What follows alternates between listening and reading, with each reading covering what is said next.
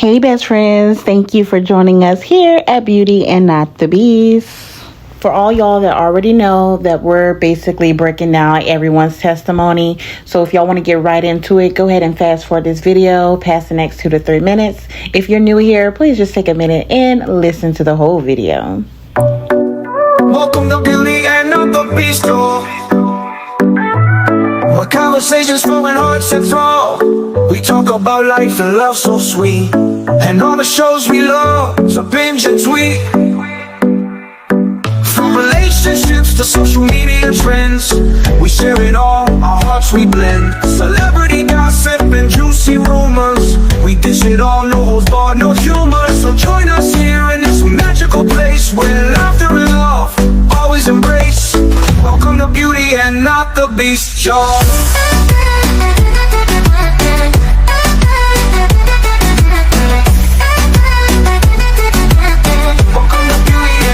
You guys can check our timeline, so make sure you follow us and turn your notification on, because we're breaking down each individual that the state called to the stand testimony. We're going to show their full testimony. We're going to post it individually so that it's convenient, so that you guys can catch up with exactly what was said and what is going on with the Naziah Harris trial before it starts March 2025. Let's get it. All right, you guys, before we press play on this testimony, let me just give you a quick recap. All right, so this trial is going to include a 13-year-old girl by the name of Naziah Harris, a grown man by the name of Jarvis Butts, and a whole lot of adults who failed Naziah.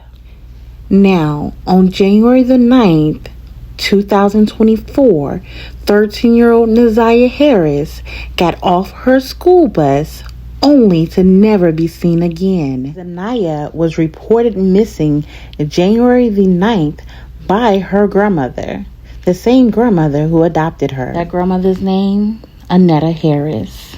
Now, Miss Harris said it wasn't like her to go missing, especially from after school. It wasn't like her at all. But that same grandmother did not report Naziah as missing until the next morning. Now, she didn't report her missing to the police. She actually waited. The school bus usually lets the kids out around 3 o'clock. She waited until the next morning after she dropped the other kids off at school. She went to Naziah's school and let them know that Naziah did not get off the bus yesterday. Now, I don't know about you, but that's a red flag on the play, because if you say it's not in her nature to go missing, and the bus usually gets out around 3:10, if your child's not there by the normal time, 3:30, especially 4 o'clock, I am calling the police. I am calling to school to see, did my child get on the bus first and what happened? But you don't even call the school. You wait until the next day to go and question the school or let them know, whatever. Anywho, let's continue. Just giving a little background here. So there's video that shows Naziah leaving the school. There's video of her getting off the bus. The prosecution team says that Naziah met up with Jarvis and his co-worker, aka his business partner, King. King's real name is Cardell Wright. Now, I'm going to just insert this here that I feel like he could have had something to do with this as well. Okay? I do not understand why these two grown men met up with Naziah and took her back to their auto repair shop. Okay? Now, throughout this, you will hear testimony from another witness that says that Jarvis, King, and Naziah visit her home, which is about 30 minutes away from the auto repair shop. They visit her home to come look at a vehicle that she was having trouble with, okay? She states that they were there anywhere from 40 minutes to an hour. But she also confirms all three of them left together. Okay? Now, the prosecution team, throughout this investigation, finds out that Jarvis has been sending inappropriate sexual text messages to Neziah. Now, in return, Neziah, this poor baby, was also sending him messages. You know why? Because he has groomed her. Neziah believes that they're in a relationship. The text messages between these two started as far back as September 2022. Now, if you ask me, that's all we have a paper trail for. Maybe Neziah didn't have a phone before she was 11 years old, and he was doing this to her way before then. Who knows? But you guys, there's your recap. Again, follow us, hit the like. I have took time to break down each individual's testimony so that I can give you guys an individual video so that it's convenient that we watch the testimonies and we try to put the pieces together. So when this trial starts March 2025, we are ready. All right. I hope you guys have a lovely day. I'm about to press play. And nothing but the truth. Yes, ma'am. Okay. Watch your step one of the stairs. Thank you. Don't speak to the mic. You don't have to pick it up and hold it in your lap. Whenever you're ready, Ms. Smith. Thank you, Judge. Good afternoon. Could you please state your name for the record? Margaret Lavalo. And where are you employed? Currently, I am employed with the Macomb County Medical Examiner's Office And when did you start there? in July of 2024. And before starting there, where did you work? I worked with the Detroit Police Department as a forensic technician. Okay. And how long had you had that job? I was there for about 6 years. And what, as a forensic technician, what are your roles and responsibilities? We would respond to scenes in the city of Detroit. We would take photos, collect evidence, search for evidence, and then compile a report based on our findings. And I want to take you back to March 14th of 2024. Were you working with Detroit Police as a forensic tech at that time? Yes, ma'am. And were you working alone or with a partner? That day I was working alone. And I want to take you to the area of 7 Mile and Berg. Is that in the city of Detroit? Yes, ma'am. And were you dispatched to that location on March 14th, 2024? Yes, it was.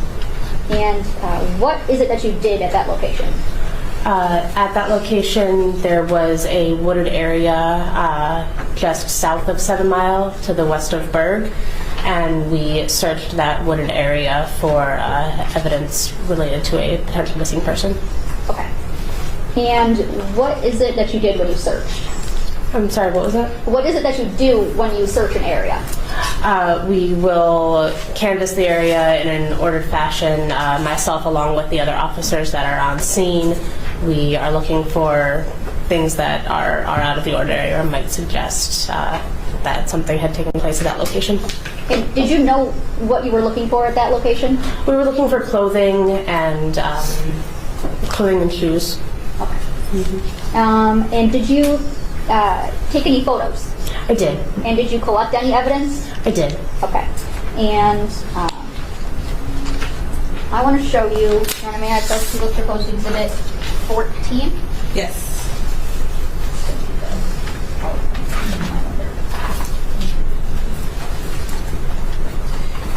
Showing you it's Margaret People's proposed exhibit 14. It's a PowerPoint. Could you tell me, do you recall going to this area? Yes, ma'am. Okay. And do these photos, there are 129 of them, do they fairly and accurately depict the scene of 7 Mile and Berg as you saw it that day, back on March 14th of 2024? Yes, they do, to the best of my recollection. And Your Honor, I move for the admission of People's proposed exhibit 14. No objection. Okay, they'll be admitted. Thank you.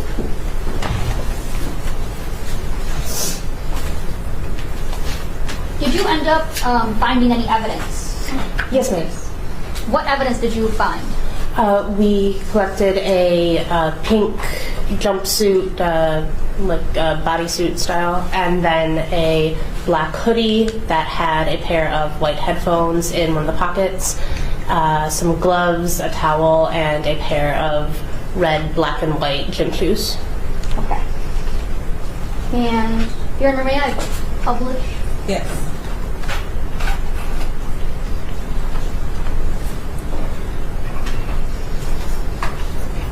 Since you have to allow me. Okay, try now.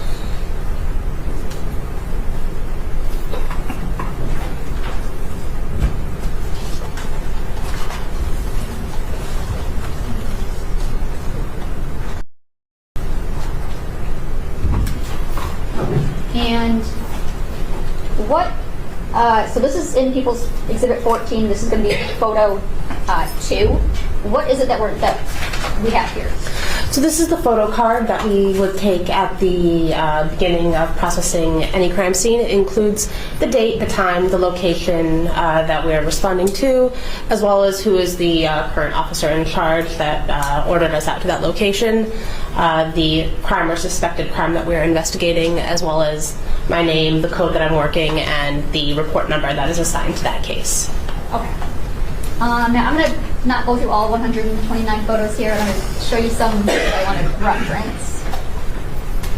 This is for record purposes, photo 30. What do we see here in photo 30? We are looking west down, so that fence on the left of the photograph is the fence for an abandoned building at the south end of a parking lot on the west side of Berg.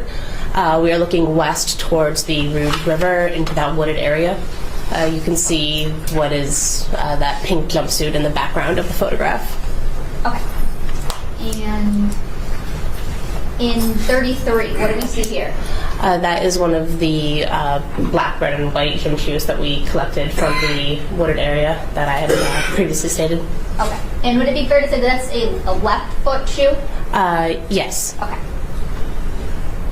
And in picture 35, what do we have here? That was a photograph of the inside of the shoe, of the size tag. And in 37, what do we see here? Again, we are still looking in that wooded area. That is the black jacket that was collected. It is towards the front of the photograph, kind of behind that tree branch. Okay. And in 42, that was a close-up of the black hooded jacket that we recovered. Okay. And would it be fair to say that you opened up the jacket, or is this how you saw it? We did open up the jacket to examine it, yes. Okay. And in 45, what's in 45? So that is looking in one of the pockets of the jacket. And can you see what's inside the pocket at that point, or no? That photograph, I believe there is a paper and might be the pair of headphones. Okay. And in 47, yes. what are we looking at there? So yes, that is the paper and the pair of headphones that was recovered from that pocket. Okay. And 50?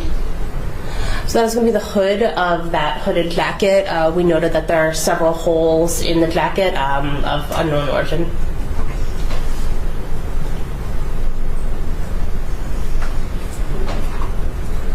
Yeah, and 52, what do we see here?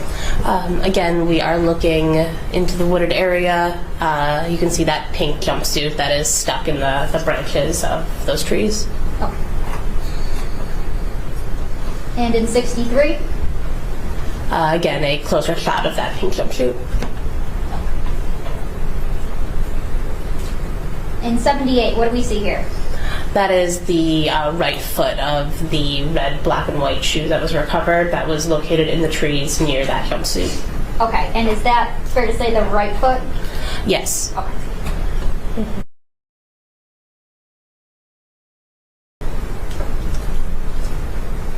And 79, what do we have here? That is a photo of the inside tag of that shoe to show its size. And in 88? That is the pink jumpsuit that we recovered. And 89? That's a photo of the size and the label of that jacket. That jacket jumpsuit. And in 120? That is a photo of the Rouge River. Okay. So how close was the Rouge River, I guess, to the area that you were searching? So there was a large parking lot just off of the west side of Berg, and then there was an embankment leading down to the river. I would say less than 500 feet. What condition was the evidence that we just saw in the photos? What was the condition of it? It was wet, it was dirty, it was currently raining when we were out at that scene, so.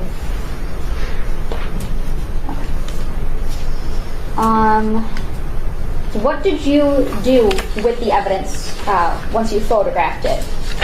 Once it was photographed, I collected it and took it from the scene. The items that were wet, we then brought to the Detroit Police Department evidence garage, where we have a drying chamber so that that evidence could be dried in a safe, secure, and way so that any type of DNA evidence could be preserved. And then once that evidence was then dried, it was packaged and processed and submitted to the DPD property unit. And you would have been the one who placed those items in the drying chamber? Yes. And are you also the one who placed them on evidence afterwards? Yes. Nothing further, Judge. Thank you.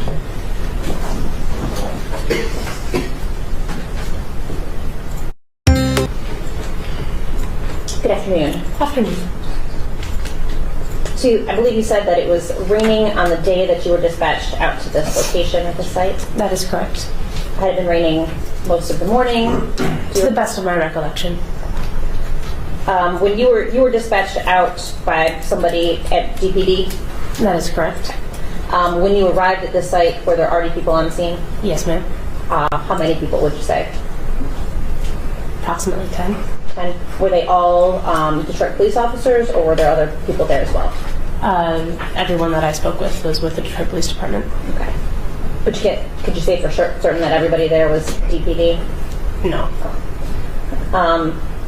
You were notified prior to leaving, or when you got there maybe, what evidence or what items you were actually looking for?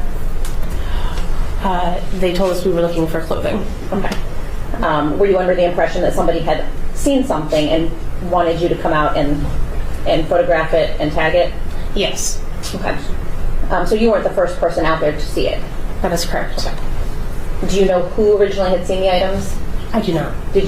So you didn't speak with anybody about where they initially located them? I spoke with the officers that were at that scene, that called me up to that scene, and they directed me to where that evidence had been located. Okay. But you can't say for sure where the items were located before you had gotten there, fair to say? Correct. Did you see anybody else handle those items? No. But again, you couldn't say for sure that nobody did? I can't say what happened before my arrival on the scene. Okay. One of the items was a black hoodie, right? That is correct. Fair to say that it appeared pretty weathered? Yes. I think your report notes that there's like spider webs on it. Yes. Some detritus sleeves, that kind of thing. Yes. There was also a pink bodysuit. That is correct. Now that was not on the ground, correct? No. That was in some branches a distance away. That is correct. About how far away were those two items from one another? Not that far, but I couldn't give an estimate right now of the distance. Okay, yeah, I don't want you to guess. Fair to say that the jumpsuit didn't necessarily appear similarly weathered to the hoodie? No, it did not. It did have some like dirt or stains on it, It did, yes. but it wasn't quite as weathered, I guess, same word I would use. I would say so, yes. Okay. So you collected the items. Mm-hmm. When you did so, did you wear disposable gloves? I did. Did you wear a new pair of gloves for each item that you collected? I did. Okay. And each item went into a separate bag? That is correct. It's got its own tag? Yes. And then you yourself drove them to this evidence garage? Yes. Now, this evidence garage, where is it at? It's It's located at 11631 Mount Elliott in the city of Detroit. And you yourself checked them in at the garage? Yes. What is the process for that? So it is placed in our evidence tracker system, and there is a label in there to say that it is at the garage for drying. So it was noted that that was where it was going to be. The drying chamber is in a locked room, and then the chamber itself is also locked. So the key was acquired from my sergeant, my supervisor, to get into that room. The items were then hung up in a way that they were not touching each other. They did not come into contact with each other during the drying process. Then this chamber was locked back up, the door to the room was locked, and the key was returned to my supervisor. Then after 24 hours, then I returned to then collect that evidence, where it was all packaged individually in their own bag, and then that was then taped, secured, and turned over to property. And you did all that yourself? Yes, ma'am. So when you took each of the took each of the items out of their respective bags, again, did you wear disposable gloves? Yes, ma'am. Did you change those gloves every time you handled a different piece of evidence? Yes, ma'am. And then when you recollected them, you put them in fresh bags? Yes. And you, again, used disposable gloves? Yes. And did you use different ones every time you Yes, ma'am. handled each item? Yes, ma'am.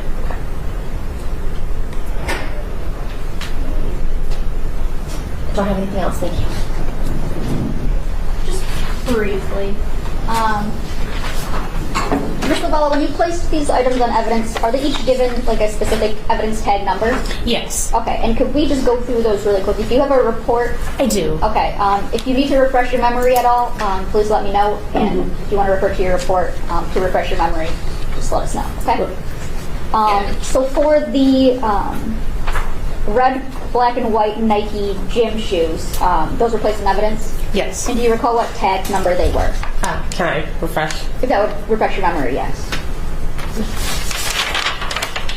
So those were item 84. Okay, and that black hoodie that was also placed in evidence? I'm sorry, so if I check again to refresh. Yes. So the black hoodie was item 85. And what about that pink bodysuit? That was going to be item 86. Okay. And the headphones and paper, did you package those separately or together? Can I refresh my report? Look at my report. Because that would refresh your memory. So the headphones and paper were packaged together because they came from the same pocket under item 88. 88? Okay. And there were a couple other items that you also placed in evidence? That is correct. Okay. What were the other items? There was a pair of gloves that was recovered from the wooded area as well, and a brown, blue, gray towel. It was a dirty wet towel from near the parking lot. Okay. And did you place that towel on evidence? Yes. What number did you place that on? May I refresh? Yes.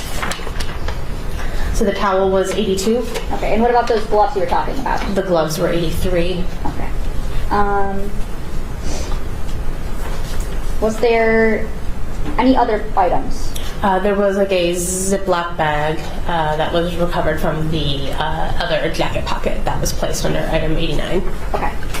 And anything else? Not to my recollection. Okay. Was there any kind of rubber bracelet? Oh, sorry. Yes, there was a rubber bracelet that was recovered from that wooded area as well. Okay. And was that on evidence also? Yes, ma'am. Okay. And what was that placed on? May I refresh? If it would refresh your memory, yes. Thank you. That was item number 87.